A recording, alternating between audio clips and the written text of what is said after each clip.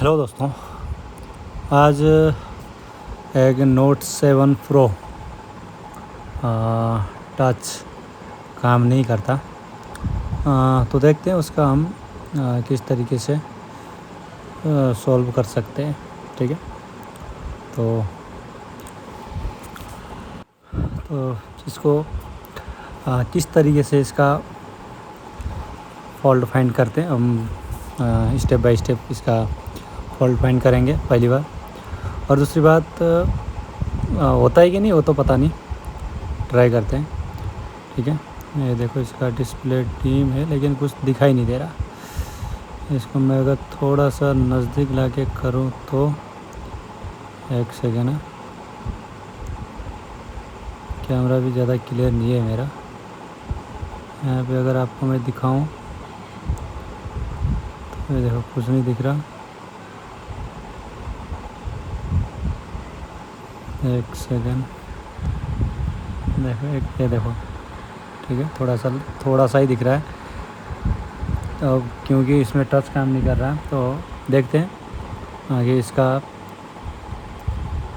किस तरीके से इसका हम प्रॉब्लम को सॉल्व करते हैं। देखो जो प्रोफेशनल बंदा है उनके लिए तो मैं नहीं कहूँगा ये चीज़, क्योंकि उनको प्रोफेशनल इसलिए सारा लाइन उनको आता है।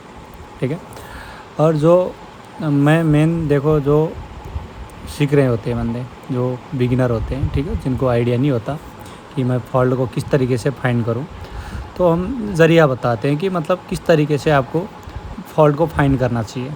हम स्टेप बताते हैं कि वो चीज़ अगर आप हर किसी मोबाइल में फॉलो करोगे तो मेरे को लगता है काम बन जाएगा।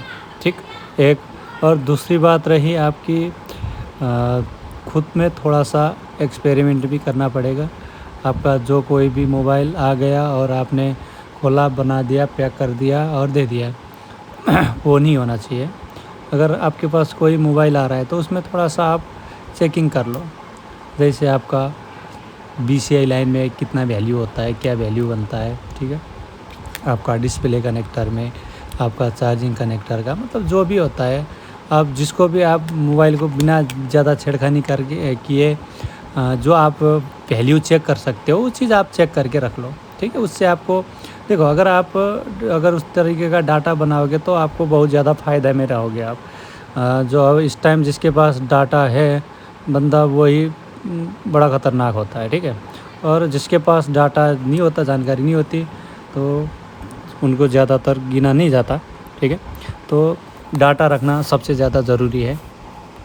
और वो बाद में क्या होगा कि आपको जब आप आगे काम करते जाओगे तो उसमें आपका भी ज़्यादा इम्प्रूवमेंट होता ही रहेगा। ठीक है, कि इसको इस तरीके से चेक किया था, इतना वैल्यू आता है, वो काम करते करते आपको बाद में देखने की ज़रूरत नहीं पड़ती। ठीक है, तो आप इन चीज़ों का डाटा बनाइए। ठीक है, जो भी सेट आता है उनका अपना एक हर तरीके का वैल्यू चेक कर लो। ठीक, आप डायोड वैल्यू चेक करके रख लो, आप उसका वोल्टेज चेक करके रख लो, उसमें आपको ज़्यादा फ़ायदा रहेगा, मेरी को ऐसा लगता है। ठीक है, तो देखते हैं, शुरुआत करते हैं कि हमको किस तरीके से इसका टॉर्च का फॉइल को फाइंडिंग करेंगे। ठीक है, तो देखो बेसिक स्टेप जो आपका शुरुआत है और बिगिनिंग स्टेप जो है वो हम यही करेंगे कि जो भी हमारा डिस्प्ले कनेक्टर, टच कनेक्टर, आप कुछ भी बोलो, इसका हम सबसे पहले वैल्यू चेक करेंगे। ठीक है, कि वैल्यू क्या क्या आ रहा है वो भी हम स्कीमेटिक डायग्राम दिखा के करेंगे। ठीक है, इसमें आपको थोड़ा सा आइडिया आ जाएगा कि अच्छा ये चीज़ होता है। उसमें आपको भी सीखने को मिलेगा कि कौन सा लाइन क्या है, ठीक है, कहाँ पे होता है और किस तरीके से चेक किया जाता है, और कौन सी लाइन की क्या वैल्यू होनी चाहिए। ठीक है, और ये चीज़ आपको थोड़ा सा देखने को मिल जाएगा। उससे बाद में आपको काफ़ी मदद मिल सकती है नोट 7 प्रो, नोट 7 के अंदर। ठीक है, तो आपको दिखा देते हैं। ये अभी हमने कनेक्टर को साफ़ किया था, कहीं पे मॉइस्चर जमा या कुछ होगा तो हमने क्लीन कर दिया। ठीक है, ये क्योंकि पहले से ही कहीं से छेड़खानी हो गया, आ रखा जैसा लग रहा है मेरे को। देखो उसने देखा तो ज़्यादा तो कुछ देखा नहीं है, देखते हैं हम क्या कर सकते हैं इसमें। मैं 1 मिनट स्कीमेटिक थोड़ा सा खोल लूँ। इसमें मैं आपको पूरा कहानी स्कीमेटिक के थ्रू समझाऊंगा, ठीक है। तो इसको आप देख लीजिएगा। देखो ये स्कीमेटिक है, मेरे पास अभी बहुत सारे स्कीमेटिक पड़े हैं, जैसे डिजेट केजे हो गया आपका, बोर्नियो हो गया, ठीक है, वॉशिंग जी हो गया, ये बहुत सारे एक काम में आते हैं। देखो आप इनमें थोड़ा सा खर्चा करोगे तो मेरे को लगता है आपका ज़्यादा से ज़्यादा काम बन सकता है, ठीक है। बहुत सारा रिपेयर आपको लाइन पता नहीं होने की वजह से भी होता है, तो आपको सबसे पहले लाइन या तो आपका खुद का डेटा बना लो या तो किसी का डेटा रख लो। आपका वो दो तीसरा कोई ऑप्शन है नहीं आपके पास, ठीक है। तो ये नहीं कि आपका अब एंड्रॉयड इतना टफ लेवल बन गया है कि आप अब से तुक्का नहीं लगा सकते कि ऐसा करने से ऐसा हो जाएगा। ये तुक्का वाली कहानी गई, जो कीपैड वाली सेट में होता था वो इस वाली सेट में नहीं होंगे, ठीक है। इसको आपको प्रॉपर नॉलेज होना ज़रूरी है। एक दूसरी बात, आपको लाइन एक एक समझना होगा, इससे आपका बहुत सारा फ़ायदा है, ठीक है। क्योंकि आइडिया बाद में आइडिया लग जाता है कि आपका किस पॉइंट में कितना वैल्यू होना चाहिए या किस तरीके का होना चाहिए, वो आपको बाद में समझ में आ जाता है, ठीक है। तो शुरुआत करते हैं हम। देखो यहाँ पे मैंने एक आपका नोट 7 का डिस्प्ले कनेक्टर खोल सकते हो, वो मैंने पीसीबी लेआउट में भी पीसीबी में भी दिखा रखा हूँ और आपको स्कीमेटिक में भी दिखा रखा हूँ, ठीक है। अगर आप इसमें देखोगे जो आपका 1 नंबर पिन है वो पीसीबी का राइट का टॉप साइड है, ठीक है, राइट हैंड का टॉप साइड जो इसकी 1 नंबर पिन है। और इस तरीके से 1-2 करके आप लेफ्ट की तरफ जाते जाओगे इसमें, ठीक है। तो देखते हैं। देखो इसमें देखोगे ये जो है आपका टच पैड इंटरप्ट लाइन है, ठीक है, जिसमें 1K का रजिस्टर होके लाइन आगे कनेक्टर में गया हुआ है। तो हम इसका भी वैल्यू चेक करेंगे, ठीक है। इसको अगर आप देखोगे तो ये रहा 1248 R1248, ठीक है। ये नीचे वाला जो कंपोनेंट है ये हमारा रजिस्टर है, ठीक है। ये देखो इसकी वैल्यू 1 किलो ओम की है, जिसकी वजह से आपका जो डिस्प्ले कनेक्टर में है थोड़ा सा वैल्यू ज़्यादा दिखा सकता है। तो देखते हैं किस तरीके का वैल्यू दिखाता है, उसको भी देख लेते हैं। एक सेकेंड, मैं थोड़ा सा मल्टीमीटर को भी लाने की कोशिश करते हैं। एक सेकेंड, ये कैमरा थोड़ा सा गड़बड़ हो रखा है तो ये प्रॉब्लम क्रिएट कर रखा है। तो कैमरा मंगा रखे हैं, इस वजह से थोड़ा सा 1-2 दिन इसी से काम चलाना पड़ेगा, ठीक है। मैं मल्टीमीटर का जुगाड़ करता हूँ। ये रहा हमारा मल्टीमीटर, ठीक, डीसी पावर सप्लाई मल्टीमीटर दोनों है। तो अब आपको मैं तीनों चीज़ दिखा सकता हूँ। डिस्प्ले कनेक्टर में मैंने किस पॉइंट पे रखा वही रीडिंग आप मल्टीमीटर में दिखोगे और आपको स्कीमेटिक में भी दिखने को मिल जाएगा कौन से लाइन में क्या वैल्यू आ रहा है, ठीक है। वो आपको एकदम गौर से देखना होगा, ठीक है। हाँ, बाद में कोई दिक्कत नहीं आएगी इसी वजह से। तो देखते हैं, ये जो हमारा टच इंटरप्ट लाइन है उसको थोड़ा सा देख लेते हैं कि 1 नंबर पिन पे वैल्यू आता है कि नहीं आता। देखो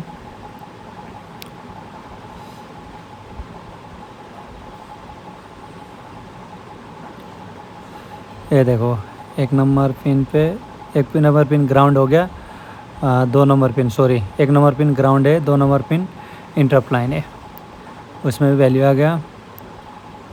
ये देखो 3 नंबर ग्राउंड है, 4 नंबर सीरियल डेटा लाइन है, ये देखो, और ये क्लॉक लाइन, और एक सेकेंड, और ये रीसेट लाइन है। लेकिन कोई वैल्यू नहीं दिखा रहा है, रीसेट लाइन में कोई भी वैल्यू नहीं दिखा रहा है। इसमें देखो, ये देखो, इसमें कोई वैल्यू नहीं है, ठीक है। तो देखते हैं इसका 1 मिनट रजिस्टर कहाँ पे लगा हुआ है, क्योंकि 1 किलो ओम का रजिस्टर लगा हुआ है तो थोड़ा सा 1400-1500 के करीब का 1200-1300 1400 करीब का वैल्यू दिखाना चाहिए था, लेकिन इसने कुछ भी नहीं दिखाया। ठीक है, तो देखते हैं कंपोनेंट। ये रहा हमारा R1249, ठीक है। ये तीसरी नंबर रजिस्टर, यहाँ पे देखोगे तो यहाँ पे देखो ये रजिस्टर निकाल रखा है, ये देख रहे हो, यहाँ पे रजिस्टर नहीं है, लेकिन देखो ऊपर की तरफ वैल्यू आ रहा है, ठीक है। आपका जो रीसेट लाइन CPU से आता है वो वैल्यू तो पहुँच रहा है, लेकिन कनेक्टर तक नहीं पहुँच रहा है। इसका मतलब ये रजिस्टर किसी ने उतार रखा है, ठीक है। तो मैं एक बार किसी और बोर्ड में से 1K का ही लगाना पड़ेगा आपको इस जगह, ठीक है। 1 किलो ओम का ही लगाना पड़ेगा, आप इसमें जंपर नहीं लगा सकते, ठीक है। एक सेकेंड, मैं थोड़ा सा रजिस्टर ढूंढ लेता हूँ। देखो इस टाइम तो मार्केट में बहुत सारे आपका स्क्रैप बोर्ड मिल जाते हैं, आप कोई सा भी बोर्ड में से 1 किलो ओम का रजिस्टर ढूंढ के आराम से लगा सकते हो, ठीक है। इसमें आपको जंपर देना नहीं है, इन चीज़ों को आप बहुत ज़्यादा अच्छी तरीके से समझोगे। देखो इसमें रजिस्टर का एक अपना काम होता है, ठीक है। एक कंपनी ने कुछ खास पर्पज़ के लिए डिज़ाइन किया होता है। तो ये देखो मेरे पास ये दूसरा स्क्रैप बोर्ड है जिसका MMC CPU कुछ भी नहीं है, ठीक है, सारा निकाल रखा है। तो इसमें हम कंपोनेंट काम में ला सकते हैं। अगर आप देखोगे बोर्ड सेम है, ठीक है। तो मैं इसका एक रजिस्टर निकाल लेता हूँ, ये देखो मैं एकदम आराम से हल्के हाथ से एकदम आपको प्रॉपर दिखे इसलिए आराम से काम कर रहा हूँ, ठीक है। अगर इसका मैं वैल्यू चेक करूँगा वो देखो 1213 तो 1 किलो ओम पूरा दिखा रहा है। इसको हम निकाल लेते हैं। आप आयरन से भी निकाल सकते हो, आप हाथ में थोड़ा सा वो है तो आप SMD से भी निकाल सकते हो, कोई दिक्कत नहीं है, आप किसी से भी उतार लो, ठीक है। किसी को ज़्यादा दिक्कत नहीं होना चाहिए। और इसमें थोड़ा सा पेस्ट भी लगा लेते हैं। ये देखो पेस्ट ना होने की वजह से आयरन में चिपक के आ रहा है। चलो इसको हम लगा देते हैं यहीं पे। अगर आप गौर से देखोगे तो उसके बगल वाला रजिस्टर भी मिसिंग है, देख रहे हो, किसी ने छेड़खानी कर रखा है लगता है मेरे को। तो एक बार हम उस बगल वाली रजिस्टर को भी चेक करेंगे। पहले इसको लगा लेते हैं। चलो ये तो कंप्लीट हो गया, लेकिन ये बाजू वाला रजिस्टर कौन सा है उसे देख लेते हैं पहले, ठीक है। वो किस पर्पज़ के लिए, क्योंकि देखो वो किसी भी पर्पज़ के लिए उसमें लाइन में वैल्यू तो हमारा शो हो चुका है, लेकिन वो किस लिए लगा हुआ है उसका भी हमको चेक करना ज़रूरी है। देखो वैल्यू तो आ रहा है उस वाली लाइन में, ये देखो, और ये पॉइंट ग्राउंड भी नहीं है। सबसे बड़ी दिक्कत देखो ना, दूसरा सिरा ग्राउंड है और इस साइड वैल्यू भी आ रहा है, मतलब वो कुछ खास लाइन है। तो हम देखते हैं इस बार इस लाइन को। हाँ अगर मैं इसमें देखूँ तो ये देखो, हम देख रहे हो ये क्लॉक लाइन के लिए 1.8 वोल्टेज जनरेट करने का काम करता है, यानी कि एक 1.8 वोल्टेज पहुंचाने का काम करता है क्लॉक लाइन तक। तो वही रजिस्टर अगर निकला हुआ होगा तो हमारा काम तो नहीं बनेगा, ठीक है। तो ये 2.2 किलो ओम का एक रजिस्टर ये ख़ास पर्पज़ के लिए लगा हुआ है, देख रहे हो। मैं यहाँ पे अगर चेक करूँ तो देखो 1950 यानी कि 2K का। तो मैं इस रजिस्टर को लगा दूंगा यहाँ पे। अगर ये नहीं होगा तो हमारा काम नहीं बनेगा, क्योंकि जो हमको सीरियल लाइन में 1.8 वोल्टेज पहुँचना चाहिए था वो वोल्टेज नहीं पहुँचेगा। अगर ये वोल्टेज नहीं पहुँचेगा तो हमारा टच वर्किंग में नहीं आएगा, ठीक है। तो ये वोल्टेज पहुँचने के लिए हमको ये रजिस्टर ज़रूरी है, तो इसको भी हम लगा देते हैं, ठीक है। अगर इसलिए मैंने अभी तक वोल्टेज चेक नहीं किया था, अगर वोल्टेज चेक करते तो ये बात भी पता चल जाता। इसलिए ज़रूरी है कि पहले आप वैल्यू चेक करें, वैल्यू कंप्लीट होने के बाद वोल्टेज भी ज़रूर चेक कर लीजिएगा। इससे हमको पूरा कहाँ पे फॉल्ट है वो पता लग जाता है, ठीक है। तो अभी तो हमने जैसे ही सिर्फ वैल्यू चेक किया था हमको पता लग गया था, एक लाइन मिसिंग था, क्योंकि ये वाला लाइन मिसिंग था, हमको पता नहीं था। अगर खाली यही प्रॉब्लम होता तो हमको पता नहीं चलता, क्योंकि कुल टेस्टिंग में हमने वैल्यू आ गया था, लेकिन जब हम हॉट टेस्टिंग करते इसमें वोल्टेज देखते तो वोल्टेज नहीं दिखाता, उसके बाद में हम ये लाइन देखते। तो ये प्रॉब्लम हमको पहले ही पता चल गया, ठीक है। कुल टेस्टिंग में ही पता चल गया कि वो जो लाइन में वैल्यू आना चाहिए था वो लाइन ओएल हो गया था। किसी ने रीसेट लाइन का रजिस्टर किसी ने निकाल दिया था या गिर के टूट गया था, ठीक है। क्योंकि ज़्यादा छेड़खानी तो नहीं हुआ था मेरे को लगता है। चलो ये रजिस्टर भी लग गया। ये रजिस्टर लगने के बाद हम थोड़ा सा इसको चेक करके देखेंगे वैल्यू।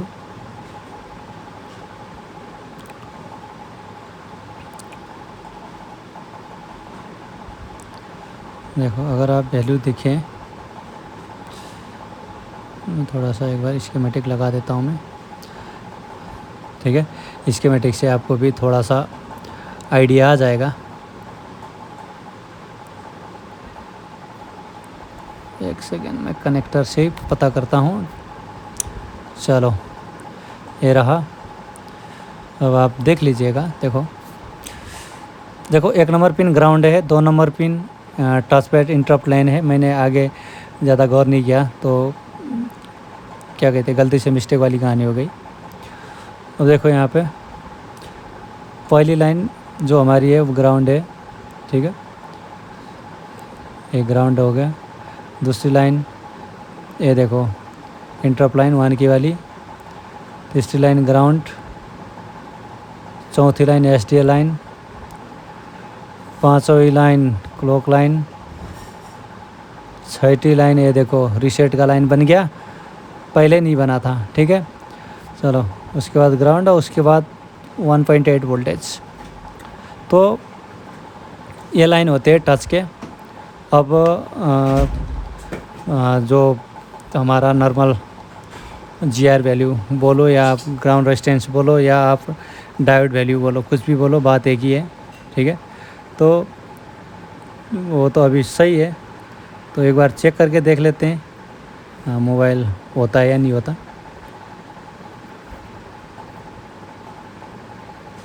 चलो एक बार देख लेते हैं।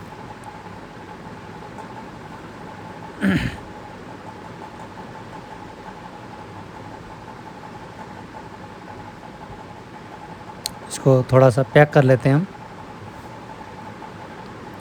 देखो कैमरा कुछ क्लियरिटी नहीं है कैमरे में, अगर आप देखोगे तो ज़्यादा क्लियर नहीं दिखाई दे रहा है।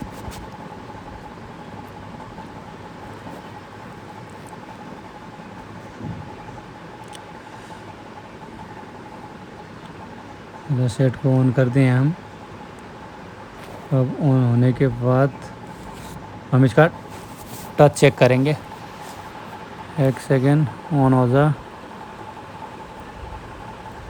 चलो ऑन तो हो गया, लेकिन ड्रीम डिस्प्ले है। मेरे को पहले डिस्प्ले का ब्राइटनेस बढ़ाना होगा, तब जाके दिखेगा।